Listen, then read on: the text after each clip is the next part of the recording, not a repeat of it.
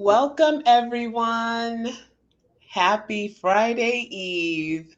Thank you so much for tuning in for another Career Journey series.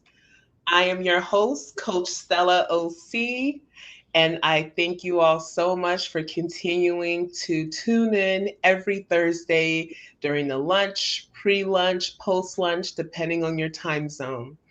We are in for another treat this week. We have the amazing, multi talented, multi-faceted Mrs. Uchenna Onyema Jones joining us today to give her career journey. Thank you all so much for tuning in. Uchenna, how are you? Hey, I'm good. I'm good. How are you? I'm doing well. I first want to just name that it's really awkward to call you Uchenna, but Right? but I will try my best to stick with it.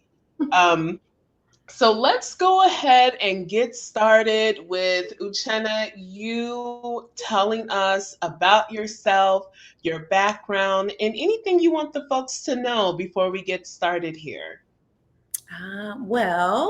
As you guys know, my name is Uchenna. Family calls me Uche. A lot of my friends, close relatives, and even coworkers call me Chenna. A little bit about myself. First generation, born in America, Nigerian, born and raised on the south side of Chicago. I am a product of Chicago Public Schools, so shout out to Chicago Public Schools. I attended Beasley Academic Center for elementary school, and then I transitioned over to Morgan Park High School, where I graduated class of 2000 and some stuff. After that, I attended Grand Valley State University over in Allendale, Michigan, where I got my bachelor's degree in health science. And I know we'll go a little further into my career journey, but I also moved back home after college. Some things changed, and I ended up attending DePaul University for a master's in education, and then some years later, a master's in nursing.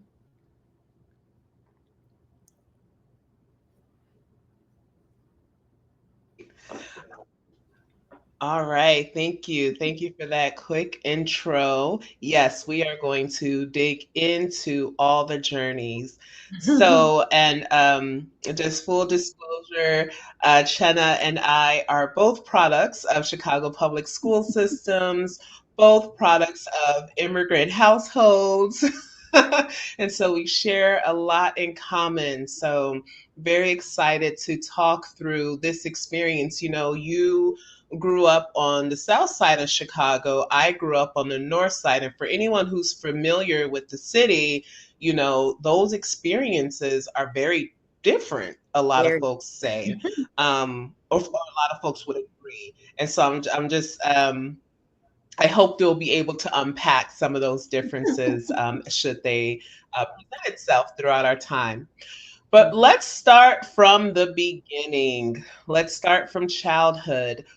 What did you want to be when you grew up? Oh And man. how did you come to that? Um, Full transparency, I wanted to become a dancer. I used to watch Janet Jackson. I used to watch In Living Color. And so I watched, the Fly Girls. Is that what they were called? With Jennifer Lopez. And so I thought my goal in life was to become a professional dancer and choreograph and, dance with Janet, dance with Michael, whatever. But unfortunately, back in the 80s, and you may be able to connect with this, um, as a descendant of a Nigerian, the goal is to either be a doctor, a lawyer, an engineer. And then there might be a few other positions in between, but that dancing was not an option. I was enrolled in it's it was a group called Kids from Beasley. We had like a dance class. And so the only way for me to at least, discover dance and dance even more was only at Beasley. But there was no opportunity to pursue it anywhere else, like joining, all these names escape me now all of a sudden, but, doing anything outside of school, it wasn't an option. And so my parents, my father at the time, because my mother, unfortunately was deceased by the time I was 7 years old. My father was really focused on education and was not about the extra curricular activities. And so that quickly changed into, me wanting to do something to work with other people, to help make people better. And so I knew at some point I would have to transition into like the healthcare field, as much as I didn't want to. But I would say that was my next route if I couldn't go into dancing. I like to still think I'm a good dancer. I'm a little older and probably can't move as fast. But I did have opportunities to dance on a team in college. And then even in my adult life, joining groups to dance at some Nigerian functions. So while it's not a profession, it is still kind of like a hobby. All right. Still a passion and a hobby of yours. And I can attest that anytime there is music playing in a dance floor, maybe not even a dance floor, it doesn't take too much for Chenna to cut up. Right? I apologize. Does this feel like I'm breaking up a little bit? A little bit. That's why I was like, is it my computer? Does it feel like I'm breaking up? Yes, it's like a little pause. No, I think it's me because I feel it. Yeah. Yeah. Yeah. Apologies, everyone. Getting full signal, everything. So I really hope the computer. I think I can hear you fine. That's all right. So you talked through childhood and dream deferred of dancing. As past guests have talked about this as well. Growing up in an immigrant household, education was really the number one priority, and all the extracurriculars were seen as just that extra. Right. And so you knew that without the ability to pursue the arts, you knew that your path was more towards health or healthcare. So, talk to me about how you landed at Grand Valley, what that experience was like in navigating through your major. So when I got to Grand Valley, okay, even rewind a little bit. While I was in high school, I was one of the managers per se of the football team and track team. And during that time, that's how I was getting my 40 hours to volunteer.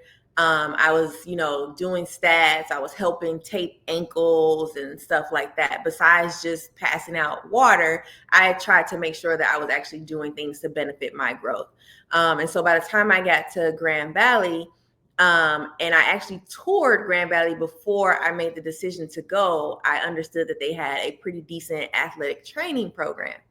And so I had declared that I would be health science pre like athletic training. And then when I got there, having some conversations with the counselor, kind of went into detail about how long the program would be, how intense it is. And, at 18, you're kind of just like, oh, okay, easily discouraged probably. And I was like, well, I don't want to do 6 years. I was also given advice like, oh, well, the way to really get in there is to do physical therapy. And so I was like, well, that's not bad. That's healthcare. I can still do athletic training and have a backup as physical therapy. So through my 4 years, I kind of, dropped the athletic training mindset and was like, I could just go full on physical therapy. And so, you take your prereqs, because at the time, or even still now, it's not a bachelor's degree.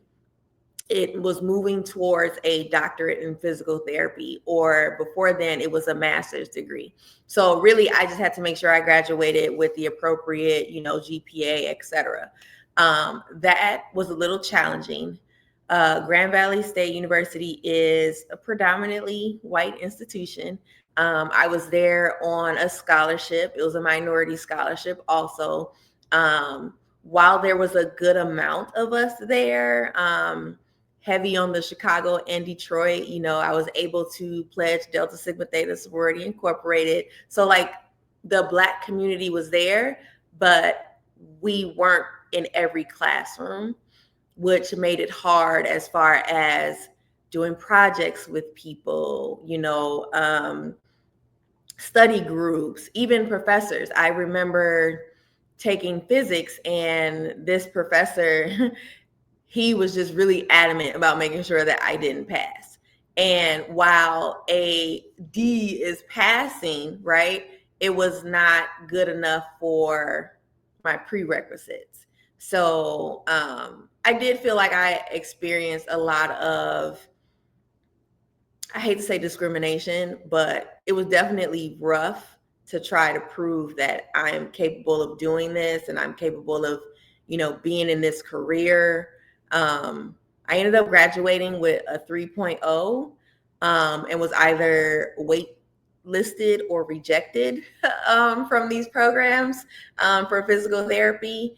And, I felt like I worked my butt off, at least at that point, and never got in. So I moved back home to Chicago. I started working at Athletico to just get more experience in the physical therapy rehabilitation realm, and started retaking some classes to boost my GPA. And while I was doing that, I was like, as much as I want to do healthcare, this is not what it's turning out to be. So I paused on that. And then, started to figure out what my next career path would be. I can go into details about that too if you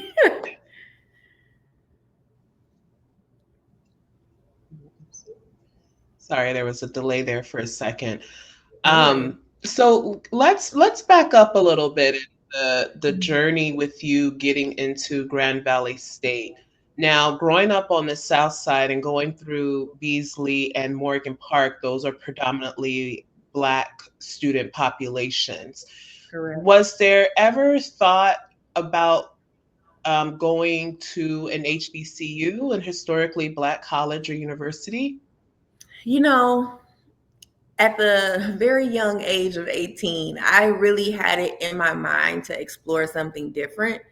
Um, you know, Knowing that I had been in an all Black elementary school and predominantly Black high school, I knew that, or I told myself that the workforce is not predominantly Black.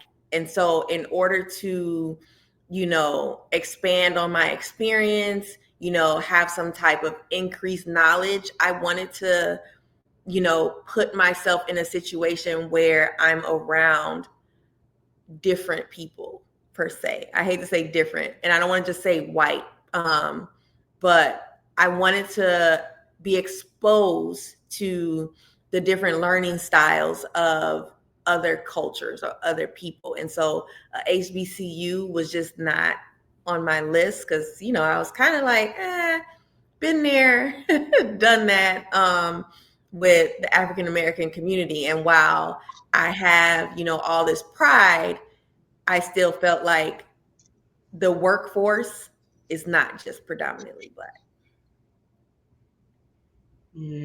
Yeah, no, that's very real.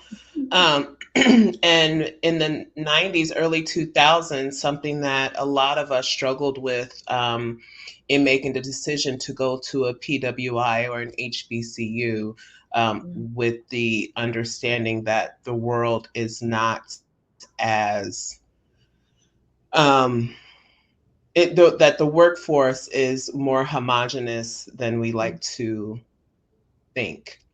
Yeah. Okay, so you left college and started working and started retaking some classes in the effort to um, pursue a master's in physical therapy. So, talk Mhm. to me about what shifted in your vision to go from master's in physical therapy to then a master's in education. Honestly, it was just the experience. Um, I spent about 2.5 years at Athletico. And the experience that I was getting, while, it was positive, like I was learning, I just told myself, I don't think I can see myself doing this forever. And before I decided to go and still get the master's, I was like, I need to rethink this and figure out, what's best for me. And so, I had talked to my dad and, talked to my sisters about what I should do and what's out there. I think also the fact that I wasn't really making any money was kind of motivational. Like, well, hey, if this isn't working out for you, you need to figure something out. And at the time, I think one of my sisters had told me about Teach for America. And, they were really heavy on recruiting minorities and then getting them out to underserved communities. And so I did go through that interview phase because I was like, oh, this would be good. I can work on getting my master's in education. I can be placed in a place where I'm helping kids like me that need me versus, going to the rich schools per se. That unfortunately didn't work out though. And the interviewer told me, oh, wow, you were amazing. We're just looking to actually fill this with more African American and Latino males. And so I was like, well, I think I could be great at teaching. And why not just go that route without me being placed in a school that could not have even been for me, right? So then I decided to apply to DePaul and work on my master's in education. And I received that in 2011 with a minor in mathematics education. So I became a high school math teacher. Math was always my strongest subject. So when it came down to actually picking what subject, I was like, why not make it math? And so I did do that for about 5 years, which had its pros and cons.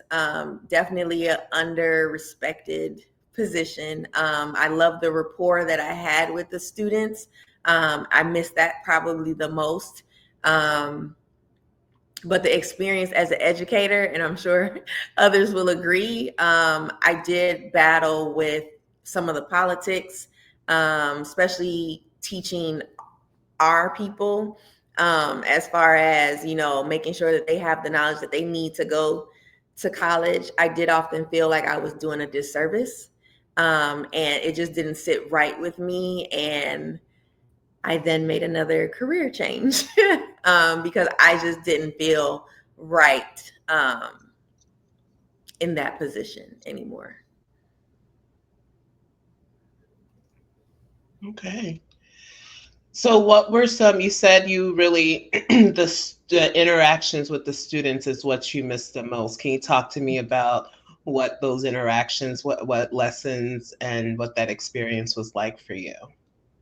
For me, I think it's the light bulb. When the light bulb comes on, like after you probably explained something 50 times, and then they finally are like, oh, I get it, Miss O, I get it. And then that, did something to me. Or just even somebody wanting to stay after class for tutoring because they wanted the extra help, or somebody wanting advice. And sometimes I would hear things that I know I probably shouldn't be hearing. But the fact that they are kind of like, you're my mentor and I need advice, like that was the piece that meant the most. Like knowing I could have given a young lady the best advice possible so that way she didn't make the wrong decision. It didn't even have to be related to math. It was her personal experience that I was able to, provide. And a lot, when I first started teaching, I did have a mixture of freshmen and juniors and seniors. And then after my first review, they were like, you have a great rapport with the freshmen. So I pretty much got stuck with the freshmen for the rest of my time teaching. But it was great because, they're making that transition from after being in elementary school to now I'm about to be grown. So, what are the things that I need to know and how do I need to prepare myself? And having those relationships were great.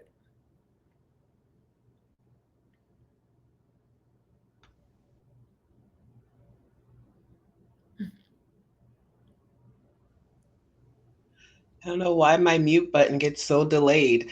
Thank you so much for sharing that. I mean, this, I'm also in education, and I quickly found out that I'm better suited outside the classroom because I found myself forming rapport with the students on life skills and wouldn't even get halfway through the lesson plan. Right. So thank you for highlighting that. And, the impact, I wish you could reach back and touch base with some of those first year students and see where they are now in their life.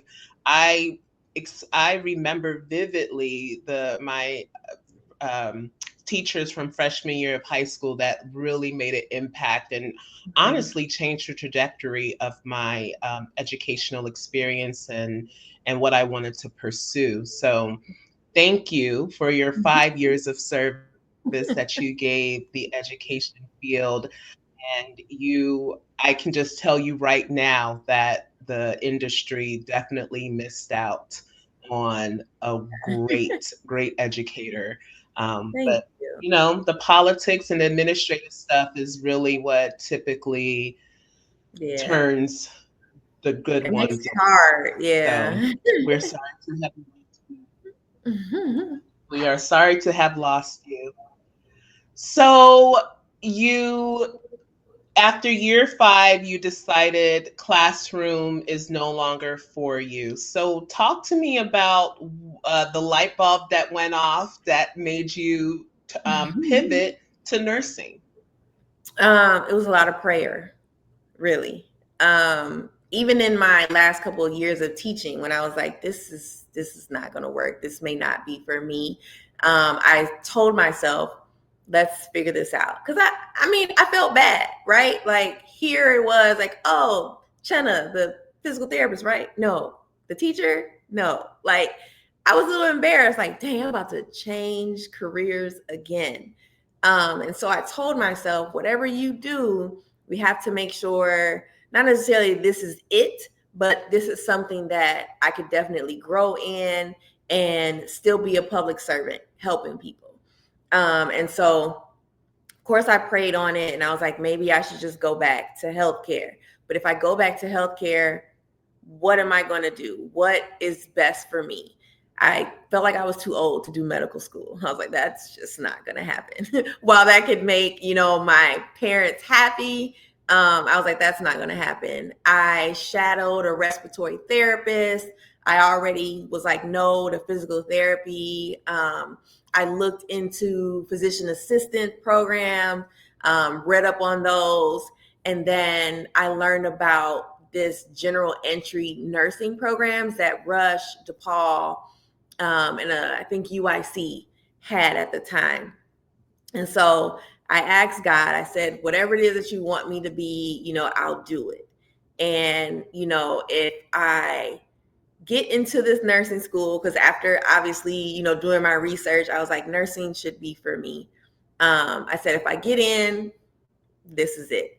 And one interesting thing too, my mom, before she, got ill and ended up passing away, she had graduated from nursing school. And so I felt like this was me and her connecting. I was like, I'm going to get to finish what she started. And so I got in to DePaul, and I completed the program in 2017. So I have my master's. It's like a general entry master's in nursing. And when I started at Rush in the neonatal ICU because I figured the best thing for me would be the little babies, just to help give them a chance, at life. I knew, though, while I was at the bedside, that I wouldn't stay at the bedside forever, meaning I felt like I had more to offer as a leader and even an educator, but as a nurse.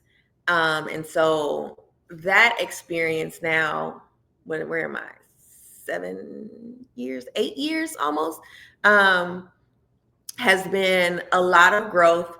I definitely had to do some changing based on my work-life balance, because when I got into nursing school, I found that I was pregnant. And then the second year of nursing school, I was also raising an infant. And so the night shift wasn't really conducive to my lifestyle.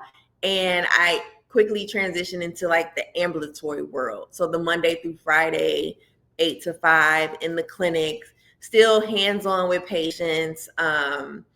I then left Rush and joined University of Chicago Medicine as an ambulatory float nurse. So I got to float to different clinics, OB-GYN, urology, HEMONC, pain, you name it. I figured that getting the experience that I have will definitely help me, be the best leader I can. And then in October of 2023, I finally got the opportunity to become a risk manager. And so for those who may not know, we kind of are more on the legal side of things. We identify maybe some potential gaps, some missed opportunities that could have led to patient harm. I went this route because it allows me to also help educate not only nurses, but providers, other leaders, to say, hey, this is what we found. This is what, should be done based on policies and procedures. And what can we put into place to make sure these things don't happen again? And so that has been my growth as a nurse. And I am proud to say that, I've stuck it out, and definitely still want to utilize my nursing degree and be able to tie in my education degree. And so just trying to figure out where this will take me next. Obviously can't go anywhere but up at this point.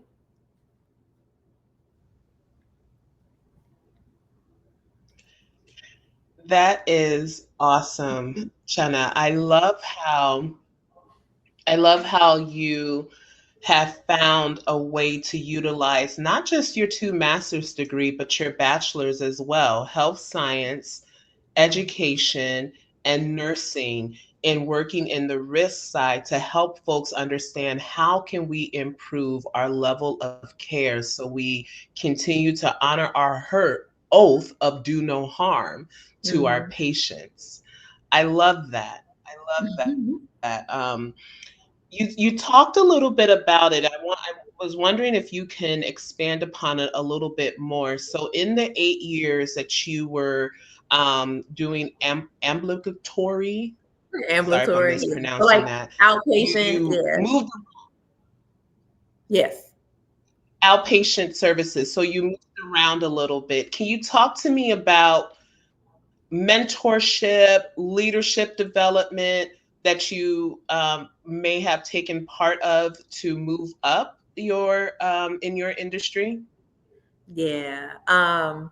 I definitely, while I was at Rush, I was still just, I feel like a baby nurse, right? Still kind of learning. So I didn't really make the step to do that. However, when I did transfer over to University of Chicago, I did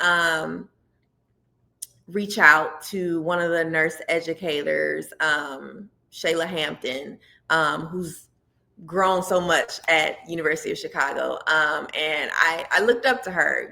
She was a mentor, and we sat down for a meeting, And she, talked me through like, hey, if this is what you want to do, if you're trying to go into the leadership realm, we need to do X, Y, and Z. She even gave me a list of things to do and said, I need you to try to do this by February. Like she gave me dates and I was on it.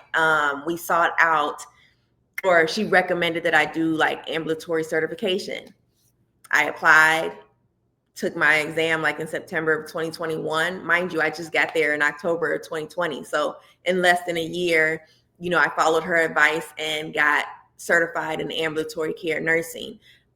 She told me to get involved, volunteer, be a part of committees, all of which, I did transfusion safety. I was on the ambulatory, our committee, UBC, as we call it. It's like a council. I then chaired a local practice council, which was all of the ambulatory nurses. I volunteered as an ambulatory tracer because the tracers pretty much work with regulatory compliance, finding, the flaws, like this is broken, this needs to be fixed, et cetera. And I did all of that under the direction of my mentor, under the direction of my manager at the time. She was helping put me in positions where I'm with other leaders, and I did a Rise Higher program to get other training as a leader. Unfortunately, that journey was stressful.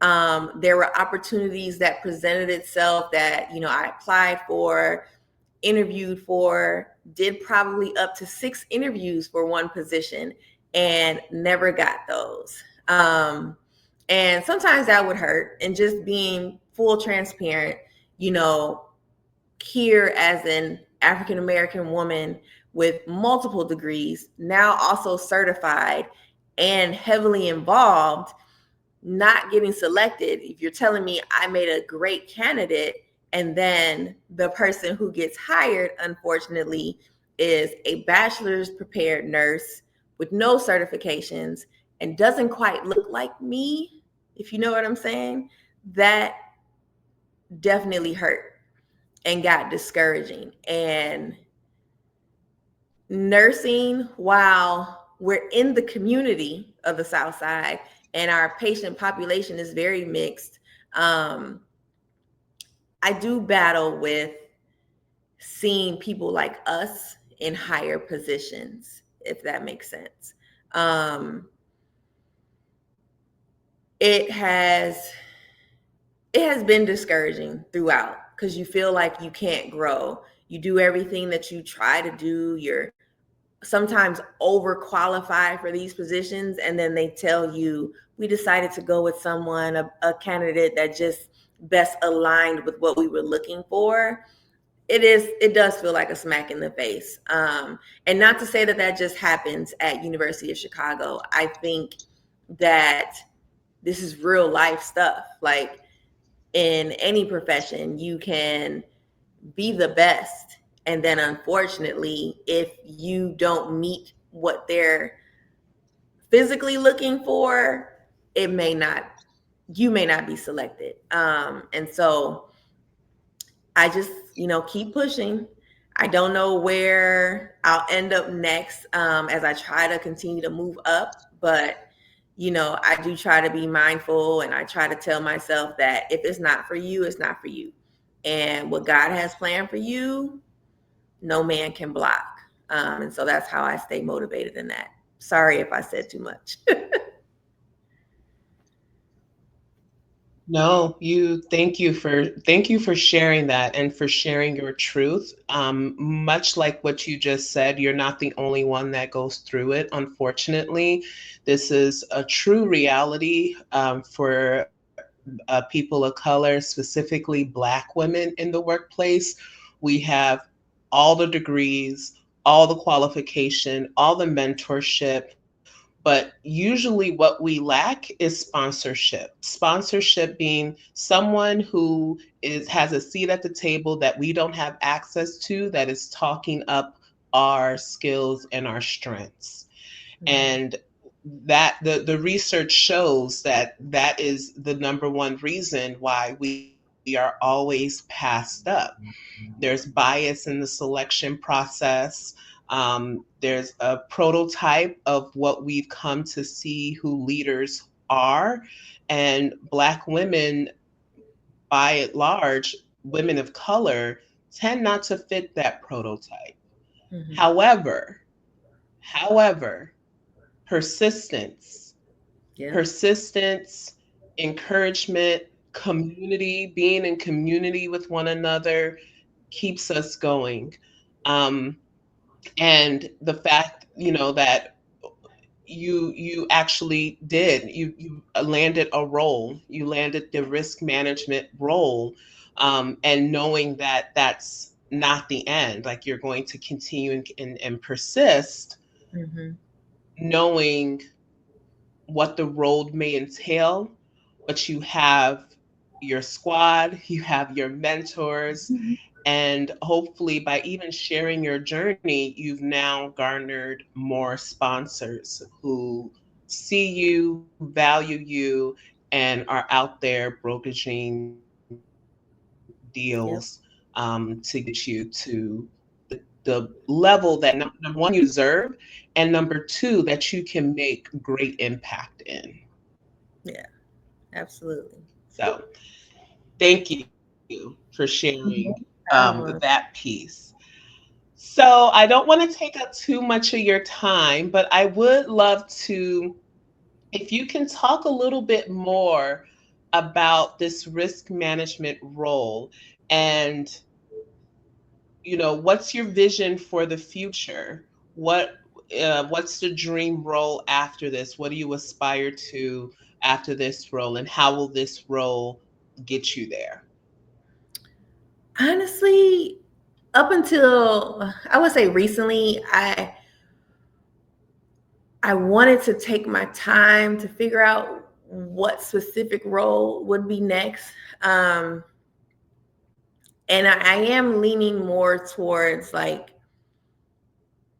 education, but nursing education or professional development for nurses. And I say that because this role actually helps me identify the learning gaps, right? Or just like some knowledge deficits. While we have policies and procedures in place, we get new staff. They're oriented by somebody else who probably only been here for a year. And so then mistakes happen. And so just seeing to it somehow, some way that the proper education is provided to the staff. Um, you know, this role has allowed me to be able to have these difficult conversations with providers.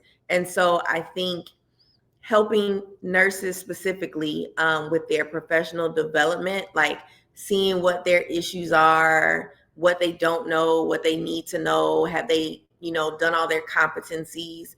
I feel like that helps me guide them, and helps me guide like where the hospital needs to go, just because I have seen now the not so good side of things because of lack of communication, lack of education or knowledge per se. And so just kind of taking that role along with my experience as an educator and experience as a nurse to be able to now work with them and help them develop professionally.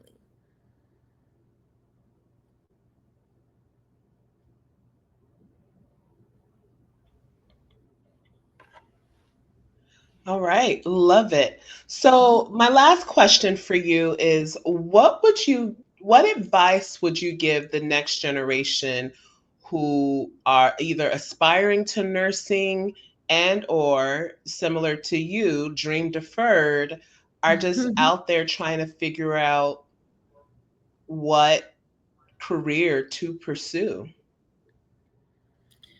You know, in all honesty, especially with this generation, excuse me, because they pretty much live off vibes, right? They're not really caring what anybody thinks. I think my advice really would be to follow your heart. Um, it's nothing like working your butt off, stressing, and doing the most for a position that you're replaceable, or they don't really care, or you're not getting paid enough. You know what I mean? Like, work is doesn't feel like work when you're doing something you love. So one thing I know, as much as I could be like, oh, tell my son you should do this when you get older, I actually want him to be happy with whatever he chooses. And it doesn't have to be an engineer, it doesn't have to be a CEO of a Fortune 500 company. If he says, I'm going to make yoga mats because this is, how I feel, then I want him to be happy because it gives him the work-life balance that he needs. But for those who are specific or dead set on a specific career, again, follow your heart and don't be stuck on titles, and make sure that it's still doing what you love and you're able to, grow from it how you want to. So that's what I would say. And what advice would you give someone who does aspire to nursing but don't know what area to pursue in the many different ways to nurse? How would you, what advice would you give to them? Try it all. When I was in the NICU, there was an older woman who was getting ready to retire. She did 35 years at Rush's neonatal ICU. And in her last couple of evenings, she was helping me and we were talking. And she was like, honestly, she was like, if I could do it all over again, I would have explored more in nursing. She said, I stayed here for 35 years because, they offered me certain things like charge nurse. Oh, how about you be this? And how about you be that? And she said, I watched these babies get born as 35 weekers and we weren't doing much, to now, in 2017 at the time, 22 weekers were being born and put on fentanyl drips and et cetera. And so she said she felt like she lost out on what all nursing had to offer, and advised me that if I get the opportunity to explore, there's so many places you can go in nursing. And so not just bedside, but ambulatory, right? You got different specialties. You got nurse educators. You have risk management. You have public health nurses. And so she said, see what's out there, and try it out. A lot of the baby boomers are looking at us kind of like, why you guys keep jumping from job to job and stick with this for 40 years? And that's not really the thing today. So if you get a nursing job and you're like, I'm ICU, and then you have a desire to now do trauma, or you want to be on a rapid response team, and then now you just want to work at infusion, do it. I think it helps you become a well-rounded individual and very knowledgeable in the profession.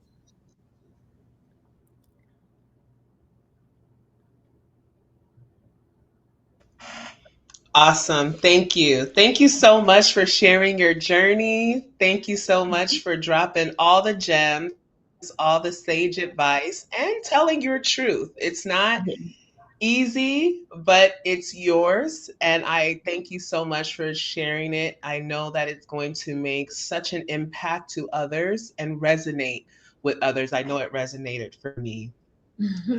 Thank you all so much for joining us today. Before I let Uche go, I'm calling you all the names, Uche, Chenna, all the names. Right. Before I let you go, I have some spitfire questions to ask you, just top of mind thinking. You ready? Okay. Yeah. Okay. All right. If you didn't have to work, If you didn't have okay, if you didn't have to work, how would you spend your 50 hours a week? What would you be doing? Oh my goodness. Oh my goodness, rapid fire dancing. That was the first thing that came to my head. I'm not even gonna lie. I would be out there dancing. Excuse me. I'm gonna put it. I keep telling you this. I'm like, you can. It's never too late to open your studio. I know, right? Never too late. All right. Second question. What was your last touch grass? Meaning, what was your last outdoor adventure? That's how long it's been. I don't even know. Probably years. I don't know what it was either.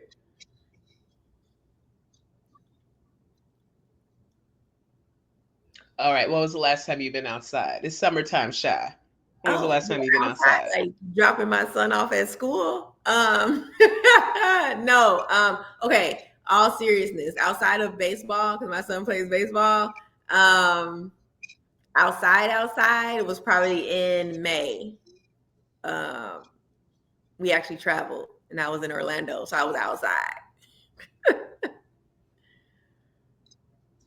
All right.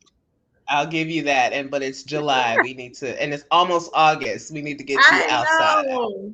I know. Like,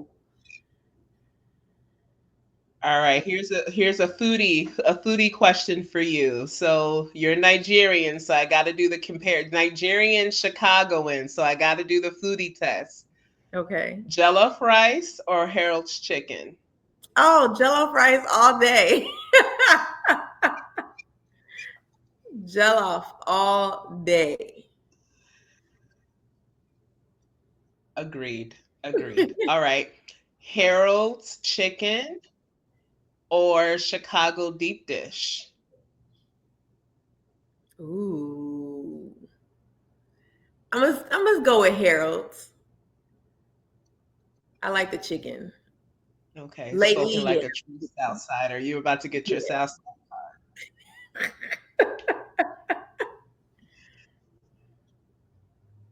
All right.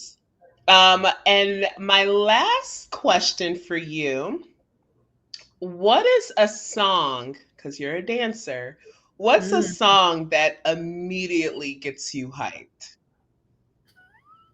This is so bad. I still this day still get hyped off of Juvenile. Back that up. I don't know why. It just gets you going. Whether you in the club or in your kitchen.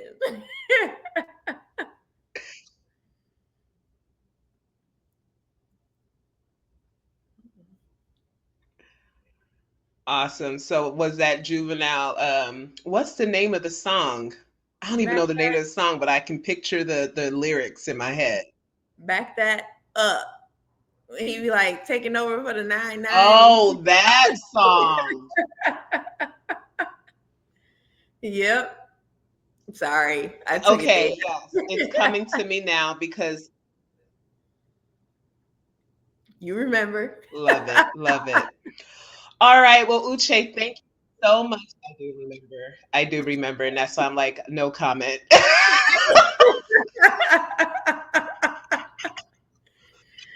Oh man, I just exposed myself. That's another podcast. That's another Right? podcast.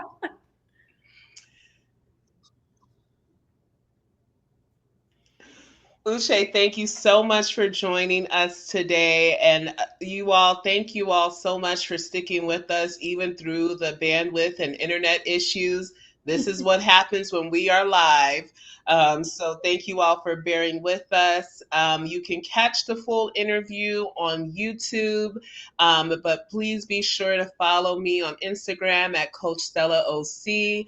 Tune in next Thursday for another special edition of Career Journeys. We have another great guest coming on to give his personal journey, career journey, and I'm really excited for you all to hear this story. Uche, thank you so much for taking your time out of your busy day to day Thank you for No all the work problem. that you do to make sure that we are getting the proper health care we need. And I will see you soon. Thank you. Thank you for having All me. I right. appreciate it. Bye, everyone. Bye, guys.